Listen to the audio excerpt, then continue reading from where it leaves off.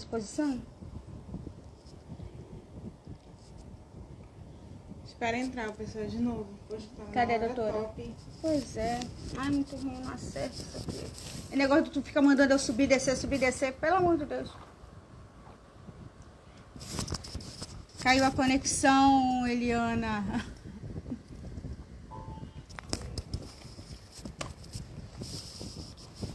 Assim, tá bom?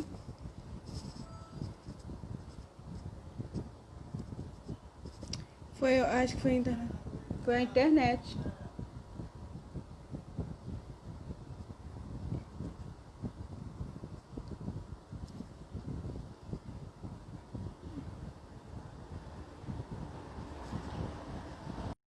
Sem áudio. Olá, tá sem áudio? Cadê? É que a gente não tá falando. Ah, oi. Oi. Caiu a conexão. Isso, mas já Minha estamos de filha volta. quase que me mata. Pelo amor de Deus, todo mundo interagindo, quase que ela me mata aqui.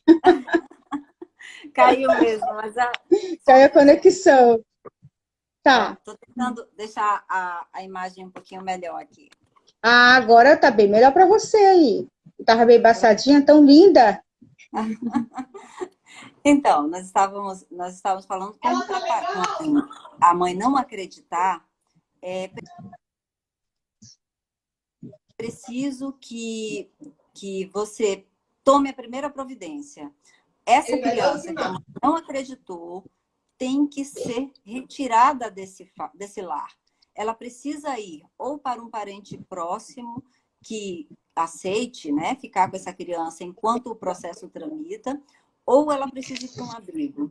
Ela não pode ficar num lugar onde o violentador está, o agressor está, e a mãe não acredita nela, porque ela vai continuar sofrendo a violência. Então, é preciso retirar essa criança desse lugar. Então, é nesse momento que entram ou o familiar, né, o juizado da infância, ele desenvolve um papel nesse processo, né, de retirar a criança dessa família, colocar num abrigo, dar uma guarda provisória para um outro familiar, enquanto se resolve a questão do processo criminal contra aquele agressor. E nesses casos, muitas vezes, a mãe vai responder junto com o agressor, por omissão, como eu falei há pouco. Omissão porque ela tem um dever legal de cuidado com aquela criança. Diante de uma denúncia de abuso sexual, o mínimo que ela tem que fazer é apoiar aquela criança e investigar. Ou seja, ela tem que estar aberta a verificar se aquilo pode ser uma verdade. Ela não pode simplesmente desacreditar a criança e dizer que é uma mentira. Ela precisa esperar a investigação, porque pode ser verdade. Então, ela não pode desacreditar na criança. A primeira postura da mãe deve ser acreditar na criança e investigar. Pode ser que a criança minta? Sim, gente. Existem crianças que contam uma mentirinha, que para elas, naquele momento, não é nada demais. Tá? Eu tive um caso, por exemplo, de uma garotinha que ela contou uma história que para ela... Gente, estou tentando posicionar aqui para ficar um pouquinho melhor. Eu também agora estava assim. Estava buscando um melhor ângulo. Então, pronto. Ao vivo é assim mesmo. A gente vai se alinhando, vamos nos ajeitando. As pessoas entendem, espero que entendam. Então, entendem. Eu tive uma situação de uma garotinha que a mãe começou a se relacionar com o pai, e aí, o pai não, o rapaz, e aí ela começou a sentir ciúmes, porque a mãe não dava mais atenção para ela, só para o rapaz. Daí a mãe engravidou, teve um filho com ele, e a criança pequena também precisava de atenção. Então, tirou mais ainda a atenção dela. E ela, como uma forma de chamar a atenção da mãe, contou essa história de que o rapaz estaria tocando nela. E aí, durante o depoimento, ela disse, olha, eu contei isso porque eu queria a atenção da minha mãe de volta, só para mim. Ela estava dando só atenção para ele. Então, pode acontecer, gente? Pode acontecer. Mas, via de regra, essa criança que não está sendo vítima de violência sexual não dá sinais. E a criança que está sendo vítima de violência sexual, ela dá sinais. Você mesma falou agora da sua experiência, daquela criança muito agitada, que não parava quieta, que queria ir ao banheiro toda hora, que dizia que ardia quando ela fazia xixi. Então, ela está te Isso. dando sinais. Esses sinais são um pedido de socorro. Só que são um pedido de socorro que ela ainda não consegue falar com todas as letras, né? Ela começa a aparecer com roupas diferentes, né? Quando não tem uniforme, ela começa a aparecer com roupas muito fechadas, masculinas. Ela começa a aparecer com cortes muitas vezes, porque as crianças que são vítimas de violência sexual, elas costumam se mutilar, fazer cortes, né, no próprio corpo.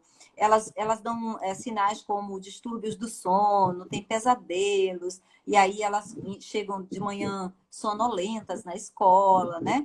Dentre outros, são muitos os sinais que uma criança vítima de violência sexual apresenta. E o professor é o primeiro a identificar. Ele é sempre aquela pessoa que olha, porque conhece aquela criança, né? Ela vê que aquela criança está se comportando de forma diferente do usual, e aí ela diz, minha filha, o que está acontecendo com você? Você não costuma ser assim. Por que você está chegando todo dia com sono? Você não presta atenção na aula? Criança vítima de violência sexual também tem essa característica, né? Ela não consegue se concentrar na aula. Ela fica tão perdida e tão sem estímulo para viver que ela acha que aqui, por que eu estou aqui nessa escola? Estou fazendo o que aqui? O que eu estou fazendo da minha vida? Ela fica o tempo todo se questionando, né? E é um grande problema porque elas se culpam. Elas acham que elas têm culpa da violência que está acontecendo. Eu provoquei, era porque eu estava usando uma saia que ele fez isso. Enfim, elas se culpam, elas acham que elas deram causa para o que estava acontecendo, para o que está acontecendo, né? E aí é que entra o papel tão fundamental do professor, né? De esclarecer. Quando a gente leva a educação sexual para a escola, é impressionante, desde pequenininho, que é importante também, porque quando os pais querem introduzir a educação sexual lá na adolescência, é mais difícil. Porque os adolescentes, eles ouvem mais os amiguinhos do que os pais, não é verdade? É verdade, é verdade. Eles vão ouvir a informação errada dos colegas. Errada, Os colegas também não isso. sabem. Então, o que acontece é uma multiplicação de informação errada.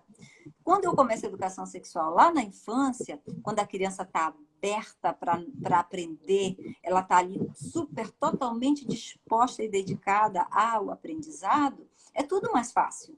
Então, imagina, eu começo lá na educação infantil a dizer para ela o que é parte íntima, que ninguém pode tocar lá, e enfim, ensinar para ela sobre reprodução, ensinar para ela conforme ela vai atingindo a faixa etária certa sobre menstruação e outras coisas, é muito mais fácil, né? Então, quando ela chegar na adolescência, de falar dessas coisas do próprio sexo, né? Do ato sexual em si.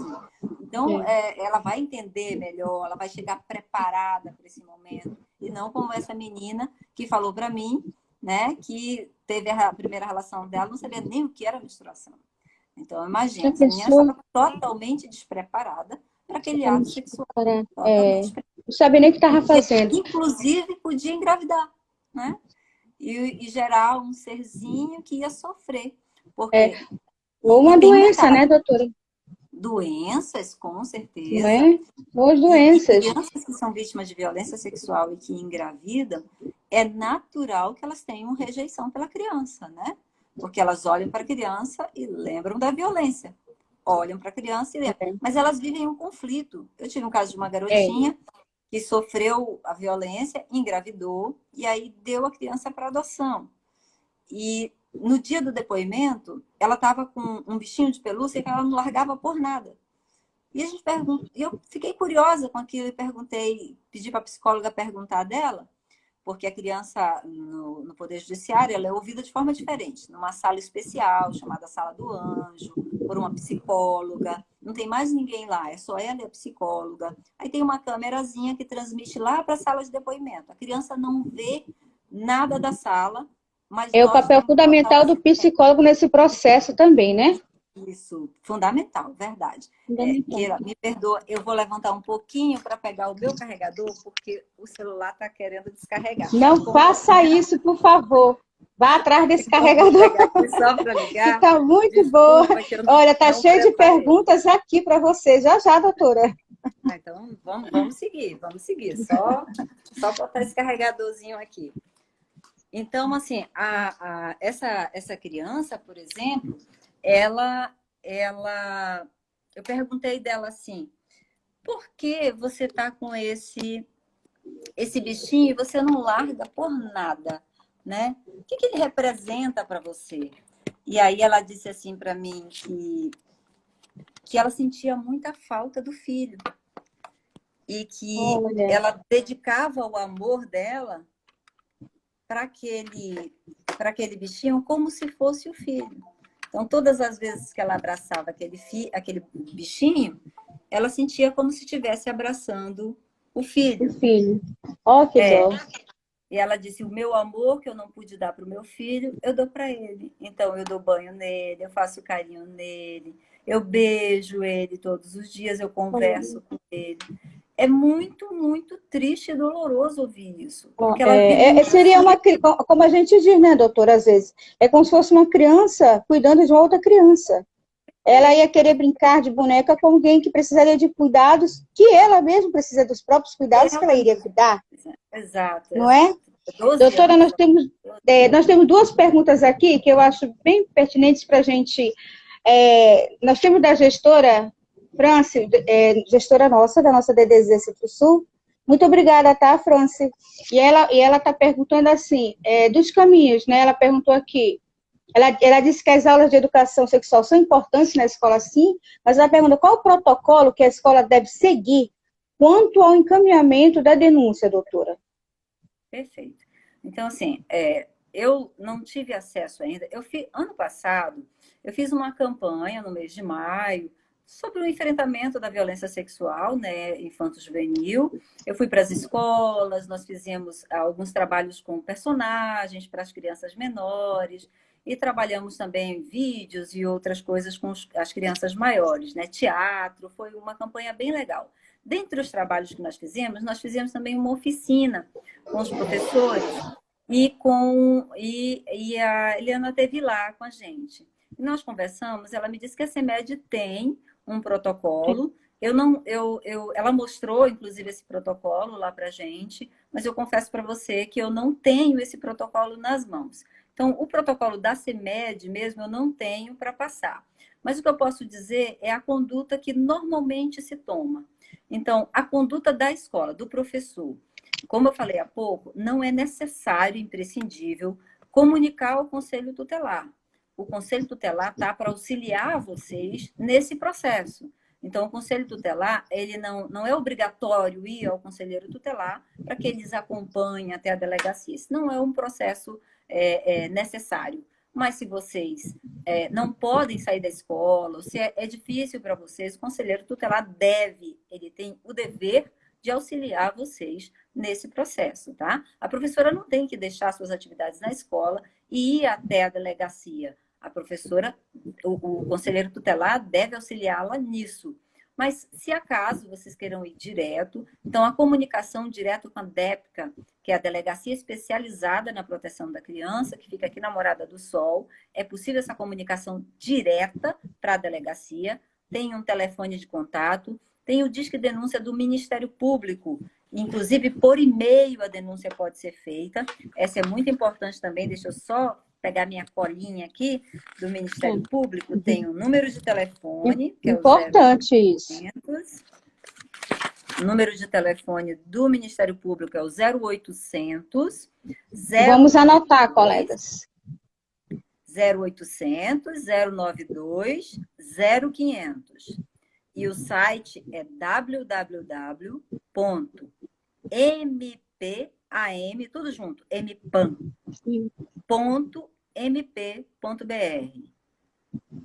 Tanto Perfeito. pode fazer denúncias pelo site, como pelo telefone. Vou repetir o telefone, porque eu acho que é um contato mais fácil. 0800 092 0500. Esse é o do Ministério Público Estadual. Vocês podem fazer denúncias direto para o Ministério Público por este canal de comunicação ou pelo e-mail, pelo site, né? Pode ser para a delegacia especializada, que o número é 3656 8575, 3656 8575. O Disque Denúncia Nacional, ele é o Disque 100. Então, essa denúncia vai e ela vai voltar para a delegacia especializada. Então, pode ser usado esse canal de comunicação e depois é remetida ela para a delegacia aqui de Manaus. Então, só que vai para o nacional. É em Brasília que funciona esse Disque 100. E a denúncia é remetida para a delegacia logo depois. Tá? Então, temos esses canais. Claro, tem a polícia militar, tem os outros canais, obviamente, que não estão isentos, eles podem ajudar também. Mas esses que eu passei para vocês são canais mais diretos, né? Então, a delegacia especializada aqui na Morada do Sol, deixa eu ver o nome da rua aqui, na Avenida Via Láctea, fica pertinho daquele supermercado Rodrigues. Essa delegacia especializada. Ao chegar lá, tem um atendimento diferenciado. A criança, por exemplo, é ouvida por uma psicóloga na delegacia. Ela não é ouvida no balcão, na frente de todo mundo. Tem uma sala reservada para ela, né? Ela não é ouvida com a presença da mãe nem do pai. Fica só a psicóloga e a criança. É uma forma de protegê-la também, né? E o que mais que eu posso falar para vocês, gente?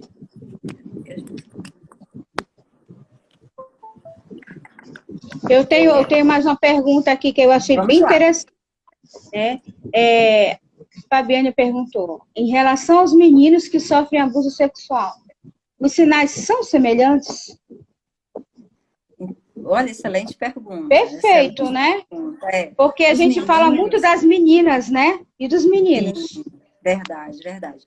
Os meninos é muito relativo. Claro que vai depender de cada pessoa, das características pessoais de cada criança. Nenhuma vai reagir da mesma forma, obviamente, vai depender das características de cada criança. Tem criança que é mais tímida por natureza, tem outras crianças que são mais extrovertidas e se tornam tímidas com a violência sexual, né?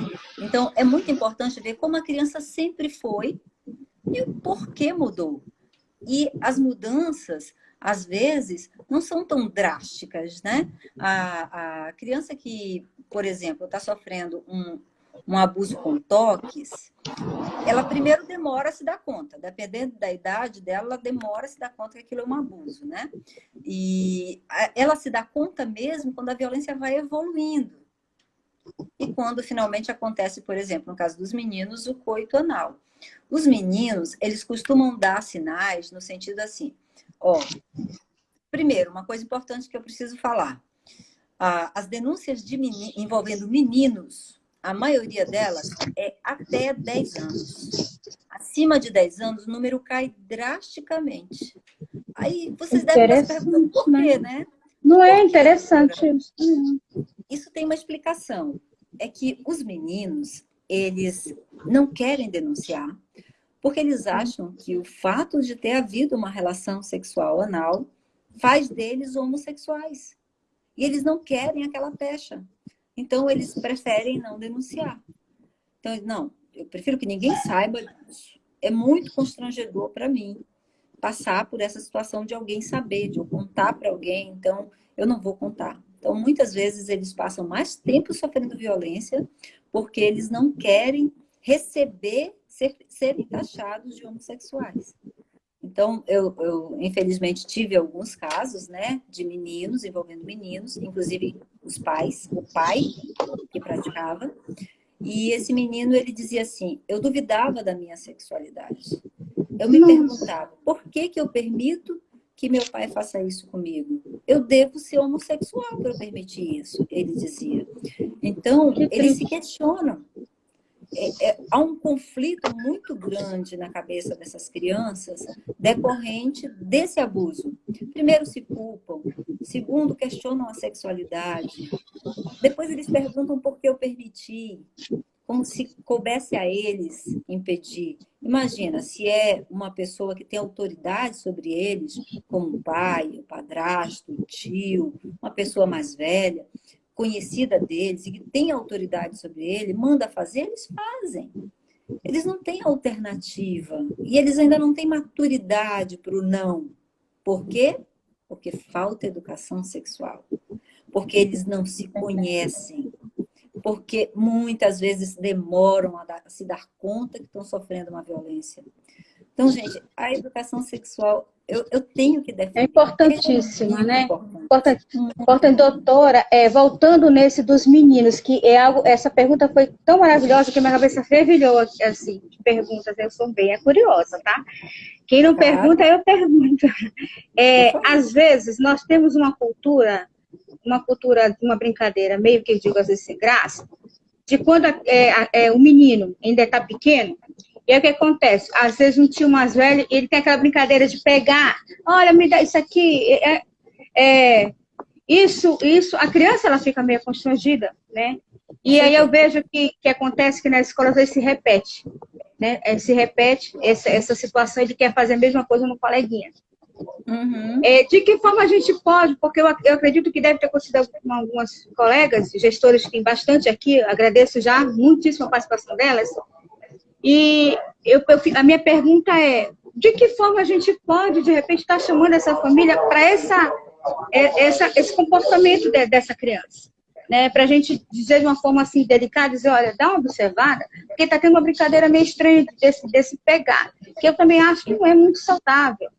Não sei, é minha ignorância, né? Estou perguntando, né? Ao contrário. E de que forma, de repente, porque isso pode acontecer muito nas crianças da educação infantil, né? Porque tem essa cultura da criança dos 3, 4, 5 anos, 6 anos, aquela brincadeira de um tio, de um avô, não sei, daquele tempo, e daquela brincadeira de ficar pegando e tudo. Então, de que forma a escola, de repente, detectar isso, que ele está fazendo dessa mesma forma com o outro, querendo brincar, reproduzindo, achando que é normal, e de repente o outro coleguinha vai falar para a mãe, e quando chega na escola é uma situação, como a gente pode abordar isso, chamando essa família? Se já chegou alguma situação assim, de repente chegar lá com você, né, e uma situação dessa, de ter que contornar, e na verdade era uma brincadeira que foi desencadeando para outras coisas. Sim, já chegou, sim. Já chegou uma denúncia parecida com isso, que era um toque, e ele dizia, não, o agressor dizia, era só uma brincadeira, mas isso não é uma brincadeira.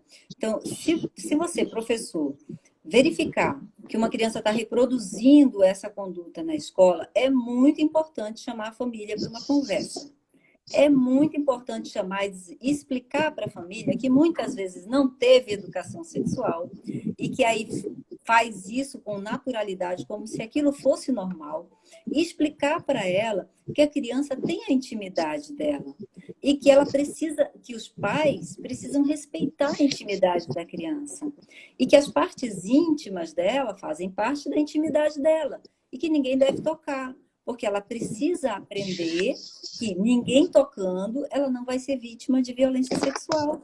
Ela vai conseguir se proteger de uma violência. E que os pais, agindo desse jeito, eles estão, inclusive, abrindo uma porta para a criança sofrer uma violência sexual. Porque alguém vai fazer isso com elas e ela vai achar o quê? Que é normal, que é natural. Papai fazia, mamãe fazia, tio fazia. Então, isso é normal. O titio pegava, então é porque qualquer um pode pegar. Então, esse tipo de atitude dos pais, muitas vezes do tio, que tem a intenção de ser uma brincadeira, deve ser chamada a atenção na escola, se a escola perceber que a criança está reproduzindo, primeiro dos pais. Depois, é muito importante explicar para as crianças sobre essa questão. Inclusive, eu gravei agora, especialmente para a CEMED, um vídeo explicando para as crianças pequenininhas, então é para a galerinha pequenininha, sobre partes íntimas e sobre que ninguém pode tocar e o que elas devem fazer se alguém tocar. Então, eu usei 2 personagens, né? Porque eu acho que criança, isso é muito importante dizer. Criança muito pequena, vocês professoras sabem bem, ela aprende brincando. Para ela aprender verdade. e realmente gravar a informação, tem que ser brincando, de forma lúdica, né? Aí ela fixa a informação. Então, eu brinquei com 2 personagens e mostrei brincando quais são as partes íntimas dos personagens e que ninguém pode tocar naquelas partes e se tocar, tem que correr e contar. Aí eu usei vocês, claro, para a mãe, ou para a professora na escola. Então, é sempre, claro, um canal de comunicação imediato são vocês sempre, né? Então, eu gravei esse videozinho, eu estou disponibilizando para a CEMED, para que vocês possam, de repente, replicar aí, mostrar para a Doutora, ele já foi criançada. replicado. Já? Olha, que coisa boa, eu nem estava sabendo. Já. E Já vocês tivemos, gostaram? Me dê aí a já, opinião. sim. As colegas da educação infantil que estão aí, já foi se replicado. Maravilhoso. E eu Ah, quero lhe dar os parabéns. Não sabia que tinha sido da sua autoria. Que então, maravilha. foi Não, mesmo. não me atentei. Eu fico Com olhando auxílio e não me atentei. da pedagoga Simone Malveira. Ela me A Malveira é auxiliou, show. fez os bonequinhos para mim. Então, eu tive a ideia e disse para ela, poxa, queria muito fazer. Essa ideia já me acompanha desde o ano passado, que eu queria lançar um concurso de cartinhas, desenhos e vídeos tratando desse tema. Mas aí, a época, acharam muito perigoso, um tema muito perigoso. Nós temos a E com essa situação que eu... história de muito perigoso, a gente não fala do tema e as crianças Pois ficam é, aí os desinformadas, casos vão né? aumentando. Olha, a gestora Isso. Hanna está falando aqui, ó, os pais gostaram muito, porque muitos não sabiam como falar, né? Gostaram Do assunto. demais. Olha, que bom, Exatamente. que joia. Foi, Quem sim, sabe foi não vira uma maravilhoso. série? Não é? Quem sabe não vira uma série? Então, realmente isso é uma coisa, por isso que eu falo da questão da educação sexual na escola. Às vezes, os pais têm boa intenção, eles querem ensinar, mas é um assunto que nós não tivemos essa educação. Então, como não tivemos, a gente não sabe muito como abordar. É um assunto que mete medo, porque a gente tem Sim. medo de falar da forma errada, a gente tem É, medo de é despertar a algo muito sexualidade. delicado, né? É um assunto de fato delicado. Você viu que a forma que quem assistiu o vídeo, viu que a forma que eu abordei, eu tive muito cuidado ao abordar, porque a gente não pode sair falando para crianças muito pequenas termos que elas não é compatível com a idade delas, né? Então a gente não pode falar de vagina, a gente não pode falar de seios. Então a gente tem que usar uma linguagem compatível com a idade delas, né? Sim. Uma forma lúdica, brincando, mostrando, falando, passando a mensagem que tem que passar, mas de uma forma bem tranquilinha, com cuidado, né? Para não ser indelicado, enfim. Eu sei que para os pais isso é difícil. Para mim mesmo sempre foi difícil. Eu tenho 2 filhos, um menino e uma menina, e sempre foi difícil falar do assunto, mas eu sempre tratei, isso é muito importante dizer aqui para os pedagogos, e de repente reproduzir nas salas e nas reuniões com os pais, que é muito importante tratar essa questão da sexualidade com naturalidade, gente. A gente não pode encarar isso como um bicho de 7 cabeças. Ai, meu Deus, meu filho entrou e eu estava sem roupa e sai correndo e pelo amor de Deus. Não pode ser assim. Tem que conversar com o filho, né, filho? O quarto é um lugar de intimidade. Quando você for entrar, bata na porta, porque mamãe tem a intimidade dela, então não pode entrar assim de qualquer jeito. E ele vai aprendendo desde pequenininho que o quarto é um lugar de intimidade. Então ele vai bater na porta quando ele for entrar. E aí a mãe não vai ser mais surpreendida sem roupa, né? Então, mas não pode fazer um escândalo, ai meu Deus, sai correndo, porque a criança vai achar que não pode ver esse tipo de coisa. E Aí cria até uma curiosidade a mais, que é até diferente do que seria o normal, né? Doutora, deixa eu só corrigir. O vídeo que foi disponibilizado ainda não é o seu. A Malveira acabou de me avisar. Não é o mesmo vídeo. O vídeo será lançado no Insta pessoal da doutora. Por isso que eu falei, eu não vi o nome dela. Por isso que eu falei, olha, então passou despercebido que eu não vi não, porque eu sou até bem observadora. Então vamos ficar antenados e já observar, vamos acompanhar a doutora no Instagram dela, para a gente já acompanhar esse vídeo quando for lançado, e a gente já compartilhar com as nossas crianças, já nas escolas, na família, aonde nós estivermos, porque com toda certeza será maravilhoso.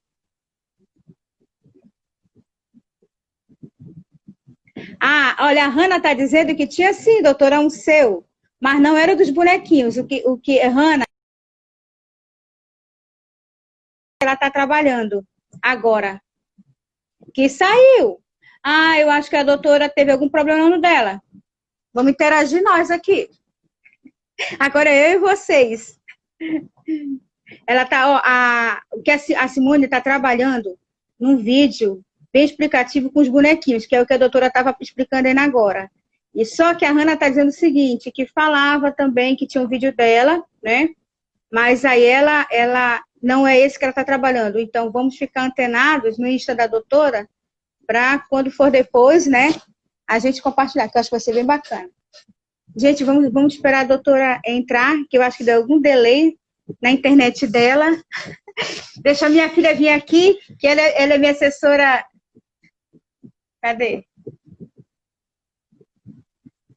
Por esses assuntos assim de internet.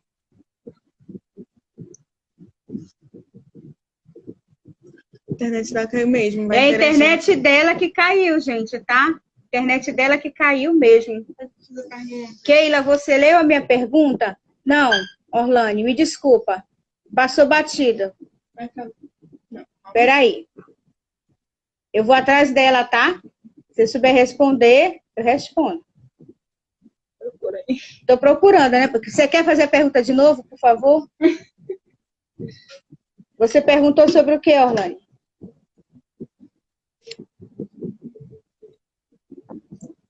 Tinha uma pergunta da Cacilda muito boa. Ah, da Cacilda, sim, verdade. Eu vi. Eu ia perguntar da doutora essa, Hannah. Da Cacilda eu lembro.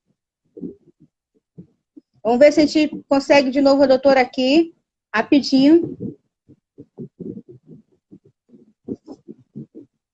Para ver se a internet dela deu uma desconectada. Agora acho que ela entra. Agora acho que ela vem, estou aguardando ela. Ó, já tá. Não vá embora de mim, por favor. Gente, comprar celular chinês é assim, a bateria não aguenta, entendeu? Por favor, não vá embora. Peguei ali, mas caiu. Agora eu estou aqui no closet, não reparem, tá? Importante a nossa comunicação. Vamos. Ah, sim, deixa eu lhe fazer logo as perguntas, porque eu não sei qual é o seu tempo, mas por mim eu ficaria aqui o tempo até a noite, porque está maravilhoso. E algumas colegas eu tenho certeza também. Mas temos que respeitar, porque a pessoa tem seu tempo, e desde já eu já lhe agradeço. Cadê? Da colega, ela perguntou assim, ó. Cadê? Ai, da Cacilda, gente. Me ajudem. Deixa eu atrás. Cadê? Gente, eu não sei mais onde tá. Ele ficou lá para cima, eu acho. Alguém pode me sintonizar na pergunta dela? Ver se... Muito boa a pergunta dela. Ela perguntava assim, vamos supor, se o professor, ele é acusado, né? Mas que ele é acusado, mas só que ele é inocente, ele é julgado, como é que fica a situação dele perante a justiça? Algo assim que ela perguntou. Tá, excelente pergunta, porque me dá a oportunidade de falar que eu falei logo no início da nossa live que eu tive um caso não, tive mais de um, mas um pelo menos em especial de um professor, envolvendo um professor, mas claro que existem acusações falsas também, e é preciso estar atento a esse tipo de coisa. Acusações falsas são apuradas primeiro na delegacia de polícia, quer dizer, há toda uma investigação. Ele não chega a ser denunciado sem uma investigação prévia. O que é denunciado? Sim. Vamos lá. Popularmente, as pessoas falam assim, vou na delegacia fazer a denúncia, né? Na delegacia, na verdade, se faz a notícia do crime. E lá na delegacia tem um investigador. Então, ele deve ouvir as pessoas que são próximas da criança, ele deve ouvir as professoras que são próximas do acusado, a gestora. Então, a investigação, ela não deve se limitar a ouvir a criança, tá? A acusação. Não, ela deve fazer toda uma investigação. Além disso, a criança vai ser submetida a um exame, que é um exame que a gente chama de conjunção carnal e coito anal, que é para ver se ela foi de alguma forma violada, né? É claro que isso não dá certeza de que o professor fez nada, porque o fato dela já ter tido uma relação sexual pode não ter sido com o professor, pode ter sido com um coleguinha, pode ter sido com, enfim, com uma outra pessoa, né? Não ser necessariamente o professor. Mas isso dá um indício de que aquela criança já sofreu algum tipo de violência. Aí vai a investigação prosseguir para ver se pode chegar naquele professor mesmo. Se houver indícios muito fortes de que foi aquele professor que fez alguma coisa, aí o promotor de justiça entra na jogada. E o promotor oferece denúncia contra aquele professor. Aí sim é uma denúncia de fato. Essa denúncia vem parar na minha mão. E aí eu vou analisar e ver se realmente eu entendo que há provas de que aquele professor provavelmente muito fortes, tem que ser provas, indícios bem fortes, de que ele foi que praticou uma violência sexual contra aquela criança. Aí, veja bem, aí ele ainda não é culpado. Isso tudo é para começar na justiça um processo contra ele. Começando o processo contra ele, aí a gente vai instruir, o que significa? Vamos ouvir todas as testemunhas dele, vamos ouvir todas as testemunhas que o Ministério Público tem para apresentar, vamos ver as perícias, quer dizer, o que deu o resultado do exame da menina quando ela foi lá fazer no IML, né? Vamos ouvir todo mundo que foi arrolado. Depois eu vou concluir se com aquelas provas dá para dizer se aquele professor de fato praticou ou não um abuso contra aquela criança. Aí fica no meu colo essa responsabilidade de concluir se foi ou não praticado um crime contra aquela criança, né? Então, o processo é mais ou menos esse. Eu espero ter me feito entender. Entendido.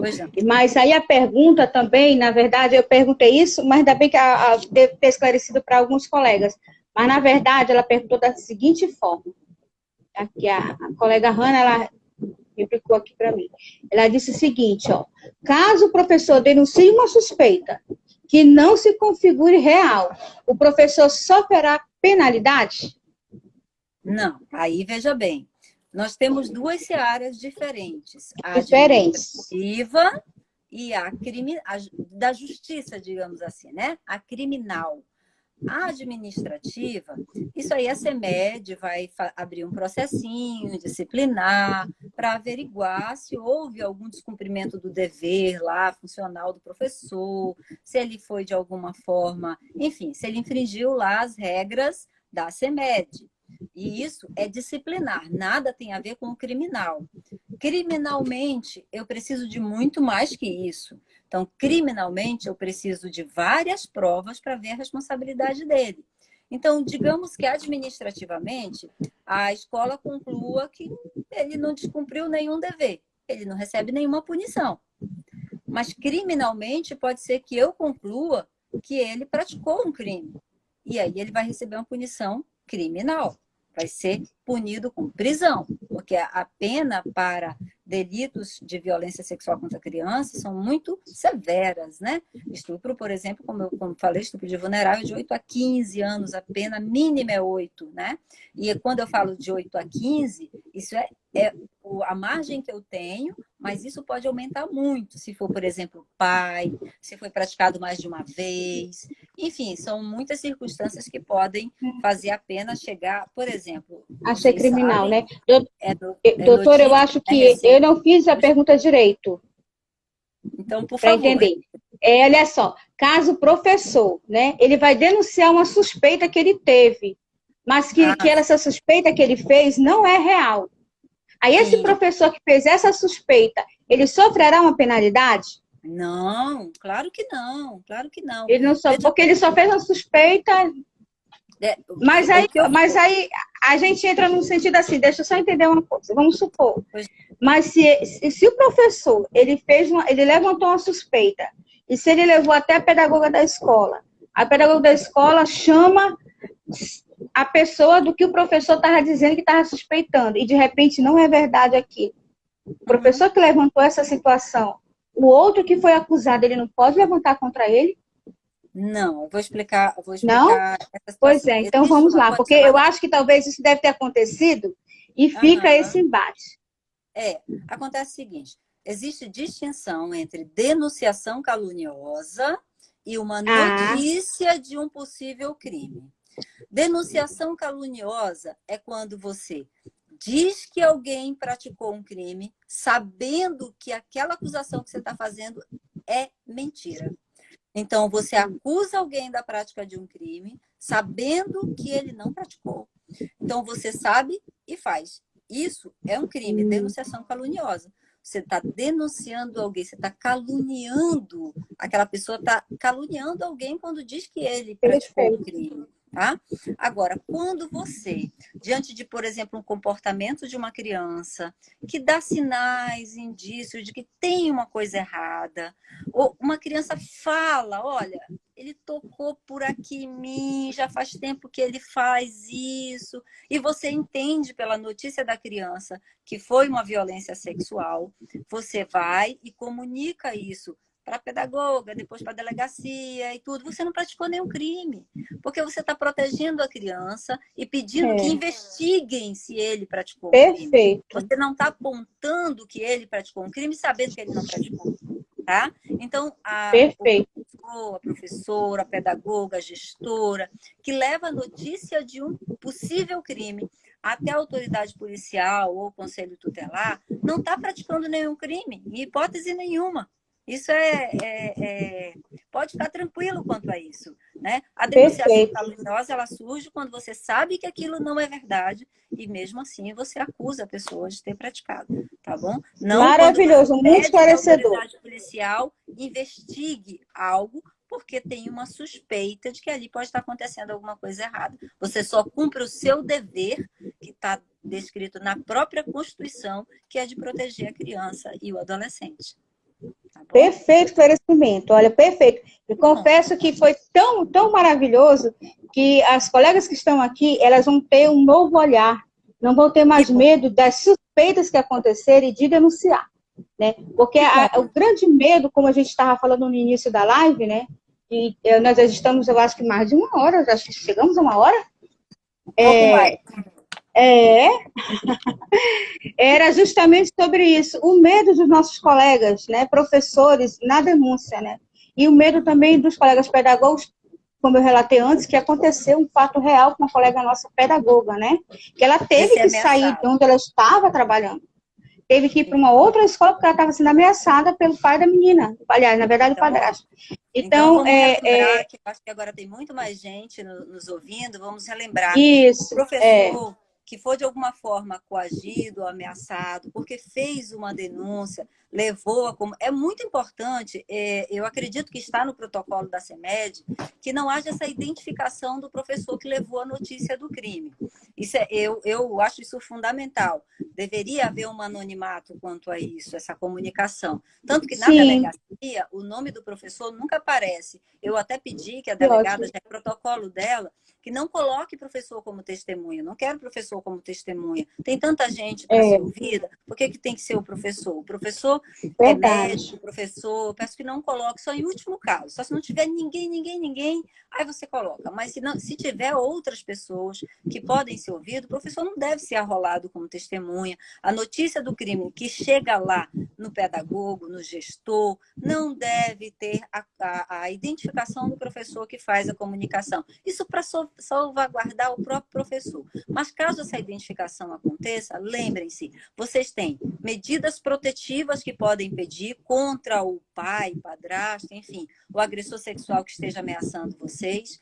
Vocês têm que fazer essa comunicação para a delegacia. É muito importante. Se a mãe for conivente com o padrasto, comunicar o juizado da infância, porque essa criança tem que ficar com outra pessoa, ela tem que ser retirada desse lar imediatamente. Na verdade, a orientação é que, diante de uma comunicação de violência sexual, a mãe seja chamada na escola e, se perceber que a mãe é conivente, a criança nem volta para casa. Vai para um parente com guarda provisória ou para um abrigo. Mas ela não pode voltar para aquela casa onde o agressor sexual permaneça.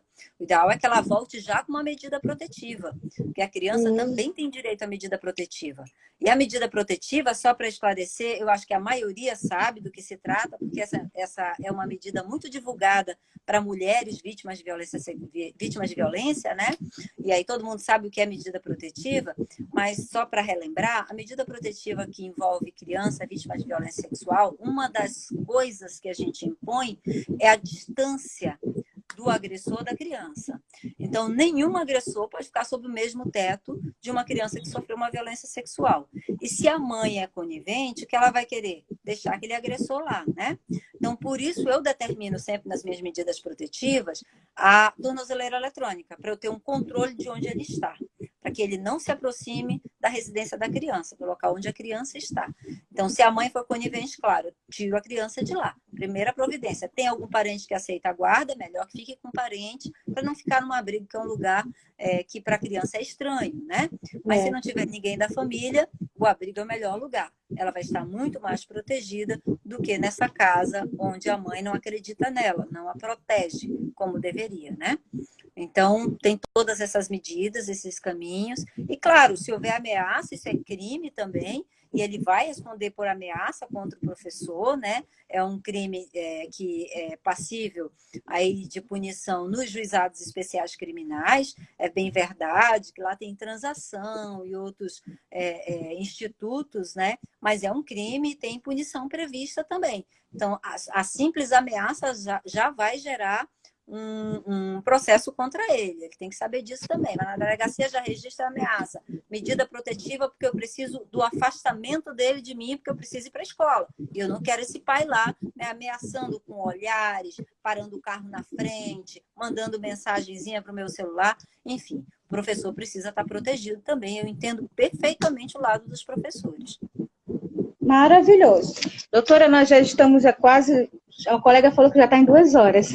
Nossa! E aí... Papo bom é assim, vai embora. Né? Tá muito bom, é verdade. Não tá... Nossa, muito, muito bom.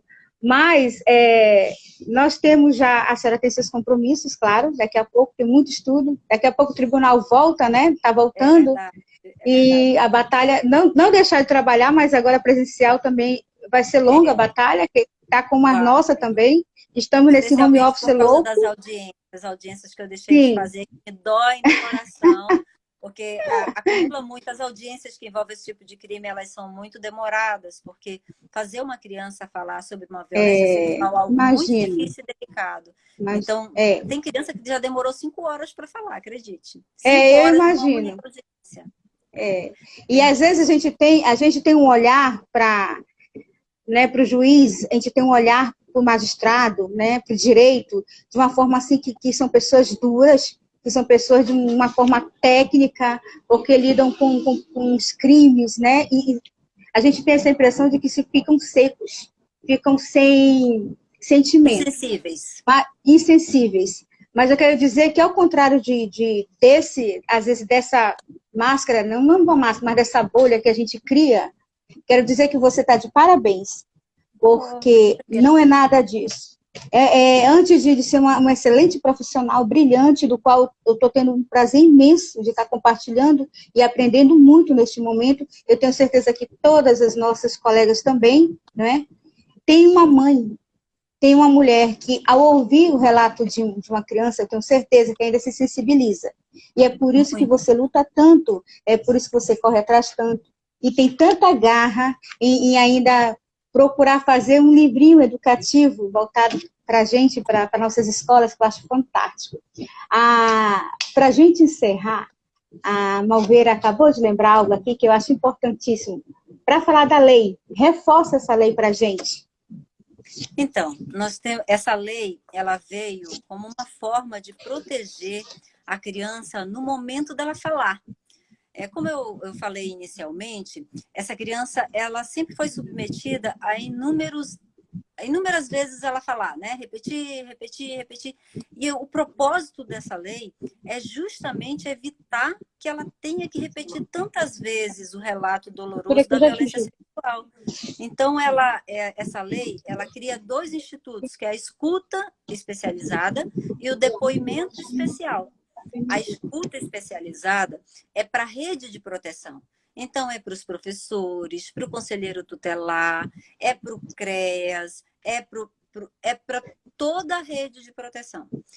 E o depoimento especial já fica para a fase investigativa, que é na delegacia, e em juízo. E qual é a diferença, doutora, de uma coisa para outra? Todos os dois não vão ouvir o menino? Vai, todos os dois vão ouvir o menino. Agora, na escuta, é só escuta, gente. Ó, escuta. Ou seja, deixem a criança falar só o que ela quiser. Não perguntem detalhes. Mas como era, minha filha? Ele botava assim, um assado. Como era, minha mãe? Ele tocava em cima, embaixo. Como era? Não perguntem. Não façam perguntas que façam a criança falar mais do que ela quer falar para vocês. Diante de um relato que vocês já identifiquem que é uma violência sexual, tenham como suficiente. Deixem que a delegacia faz o resto. Porque vocês estão ali para serem ouvintes. Vocês não estão ali para fazer prova. Vocês não estão ali para produzir uma prova. Essa não é a obrigação de vocês. A obrigação de vocês é ouvir. Agora eu vou proteger. Como? Comunicando, dando a notícia de que essa criança está sofrendo uma violência. Esse é o papel de vocês. Proteger a criança, ouvindo e comunicando que ali tem alguma coisa de errado acontecendo, né? E na delegacia, sim, vai ser feito o depoimento, que o depoimento tem o objetivo de produzir prova já para o processo. Então, lá o formato é diferente. Lá eu preciso que a criança mergulhe nos detalhes, fale como tudo acontecia, quando era, quantas vezes, de que forma, né? Desde quando, qual o primeiro, a lembrança mais antiga que ela tem da primeira vez que aconteceu. Todos esses detalhes são importantes para mim em juiz, mas lá na delegacia e em juízo. Na escola não precisa, porque esses detalhes causam muita dor, muito sofrimento. Então não precisa desses detalhes, tá? Porque ela vai ter que repetir, imagina, para vocês, para o pedagogo, para o conselho tutelar, para o CRES, para a delegacia, é muita repetição. Isso é muito doloroso, né? Então, essa lei é realmente muito importante. Ela veio para estabelecer um sistema de garantias dos direitos das crianças e adolescentes. Dentre essas garantias, essa forma de escuta diferenciada, tanto pela rede de proteção, incluídas aí, claro, a escola, como pela fase investigativa na delegacia, como em juízo. Essa lei é excepcional, é maravilhosa. Se vocês tivessem a oportunidade de ver como é diferente a forma como as crianças falam quando elas estão protegidas. E o adolescente também. Ele chega lá, teve uma moça que disse assim, eu estava muito nervosa, porque eu achei que eu ia chegar aqui e ia encontrar uma sala de audiência com um juiz, com um promotor, todo mundo de terno, um lugar hostil, e eu ia ficar me tremendo toda e não ia conseguir falar nada. E eu chego aqui, encontro essa sala linda, encontro essa pessoa linda que me recebeu com carinho, com amor. Eu estou num lugar reservado, sou eu e você, ela falou para a moça. E eu estou me sentindo tão à vontade para contar. E aí ela contou tudo desde o começo, com detalhes, e eu não vi constrangimento nenhum nela. Isso me faz feliz. Olha, Keila, só para te contar, eu preciso contar isso aqui, porque eu relato isso sempre. Quando eu comecei nessa vara muito inexperiente, nunca tinha me deparado com muitos casos desse tipo. Então foi um choque muito grande. Nos primeiros casos, eu saía da vara e vinha chorar, passava a noite, tinha pesadelos, no outro dia eu não falava de outra coisa. Meu marido virou para mim e disse, tua vida virou de cabeça para baixo, tu é outra pessoa, tu vive triste, tu vive chorando. Quando eu estava mais ou menos com uns 2 meses na vara, eu entrei num processo de depressão. E aí eu disse, meu Deus, eu preciso tirar disso algo bom. E aí eu comecei a fazer ações ligadas ao enfrentamento desse tipo de violência. Isso me fortalece. Cada vez que eu faço uma live, um vídeo, uma campanha, que eu vou para dentro de uma escola, que eu converso com as crianças, eu fico sinceramente muito feliz, meu coração aliviado, meu sentimento é assim de gratidão, porque parece que eu fiz um pouquinho dentro desse universo de coisas que a gente tem ainda para fazer para proteger esses seres tão inocentes e tão É vulneráveis verdade. que são essas crianças. Então, eu quero agradecer a oportunidade de estar Nós aqui é que conversando agradecemos muito. com vocês. Eu quero dizer para vocês que eu tenho minhas falhas igual todo mundo. Eu sou humana, eu erro de vez em quando, erro nas minhas decisões de vez em quando, acreditem, mesmo querendo acertar. Mas tenham absoluta certeza que o meu coração está sempre ali. Eu não tenho um depoimento. A minha assessoria fala assim para mim, doutora, é impressionante, a senhora está sempre prestando atenção. Às vezes eu fiz uma instrução, já tem 6 meses, aí a assessora vem conversar comigo e diz assim, doutora, a senhora lembra lembro de cada detalhe. Eu lembro que o garotinho usava óculos, ele era assim, assim, assim. Doutora, como é que a senhora lembra disso? Porque eu presto muito atenção. Muita Porque eu boto atenção. meu coração, minha alma nesse trabalho de verdade. Quando a gente ama o que faz. Doutora, todo ano na DDZ, né, que é o nosso distrito, a gente tem um lema, uma campanha que é para a gente se unir mais, né? Ano passado nós éramos uma equipe de incríveis, super-heróis incríveis, porque nós tínhamos professores incríveis e temos gestores incríveis, pedagogos, e os alunos, eles eram incríveis também. E esse ano, eu brinco, né? Eu digo que nós somos, esse ano, o campo de girassóis, que nós somos girassóis um dos outros. E eu quero dizer para a senhora que a senhora entrou no nosso campo de girassóis também, porque você é um girassol lindo. E aí eu digo que a minha família é a família girassol, e girassol sempre ajuda um ao outro, né? Então, olha, queria ser naturais, mas todos os meus girassóis para você. Meu agradecimento por esse momento. Muito, mas muito obrigado mesmo. Foi esclarecedor, foi dinâmico, como eu falei, queria ser dinâmico, né? Voltado realmente para a escola, para os nossos anseios, nossas angústias, porque os pais vêm, às vezes os pais vêm falar, mas muito mais as crianças, né? As crianças, elas vêm falar para os professores, então os professores, eles ficam angustiados, porque eles querem comentar, mas ao mesmo tempo, eles têm medo do que vem represália para cima deles. Então, quando se tem alguém que esclarece que não, você não vai sofrer sobre isso. Você vai sofrer na sua consciência se você não denunciar, se você não ajudar essa criança. Então, que sejam mais girassóis para nossas crianças. Como você é um girassol dentro da sua vara, eu tenho certeza. Então, é um prazer imenso tê-la nessa live.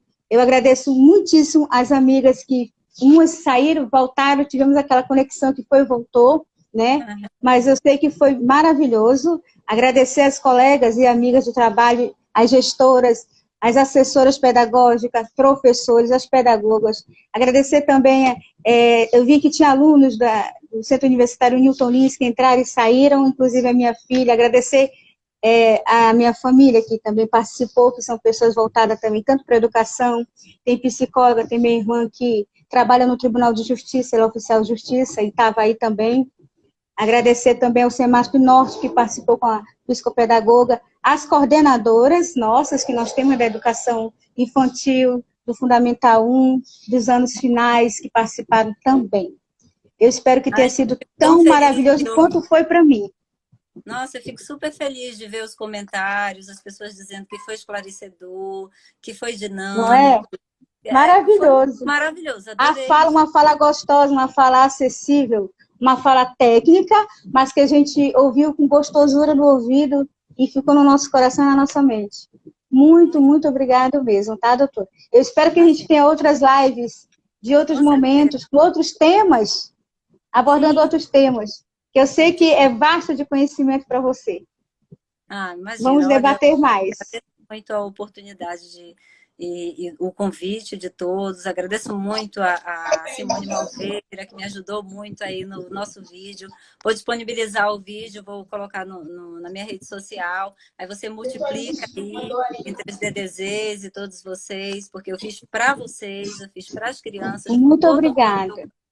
Né? Eu espero que ele atenda às expectativas. Eu não sou psicóloga, eu não sou especialista da área, mas acreditem, fiz com todo amor, com todo carinho, para tentar auxiliar nesse processo que eu sei que é tão difícil para os pais, para os professores, enfim, para todo mundo, que é essa educação sexual que a gente quer levar para as crianças desde pequenininho. E precisamos, inclusive, os acadêmicos que agora estão nos assistindo, que daqui a pouco vão ser nossos colegas na CEMED, ou na SEDUC, ou nas escolas particulares, né? Que eles tenham esse olhar diferenciado também, que já fiquem atentos, não é, doutora? Isso. E serão nossos girassóis também para as nossas crianças. Muito obrigada, tá? Beijo. Obrigada, Malveira, pela mediação de eu conhecer a doutora maravilhosa. Muito, muito obrigado mesmo, tá? Beijo no coração. Tchau, tchau. Queridos, nós vamos... Tchau, amor. Nós vamos ter mais lives, eu espero que vocês tenham gostado, mas nós vamos falar agora sobre educação inclusiva lá na frente, tá bom? Quando estiver tudo preparado, aí a gente retorna e chamo vocês, tá? Muito obrigada. Beijo no coração. Obrigado, meu campo de girassóis da DZ Centro-Sul. Beijo. E aí?